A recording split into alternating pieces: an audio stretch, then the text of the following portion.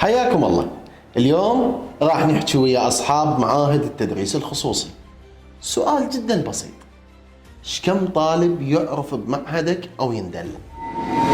لأن بالحقيقة كلش هواي أساتذة عندنا أكفاء، بس إذا ما حد سامع بيك وما حد يندلك فالقاعة راح تبقى شبه فارغة.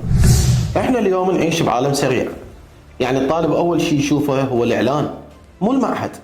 يعني أول انطباع عنك هو فيديو مدته 30 ثانية، وانت تقدر تخلي هاي ال 30 ثانية تشرح كل شيء: منهاجك، اسلوبك، بيئتك الدراسية، وحتى العروض والخصومات. ولهذا احنا بتيم الحي ننتج اعلان يخلي الطالب يحس انك الخيار الصح. مو اعلان والسلام، اعلان يخاطب الاهل والطالب ويقنعهم بخطوة التسجيل. جرب اعلان صح وشوف الفرق.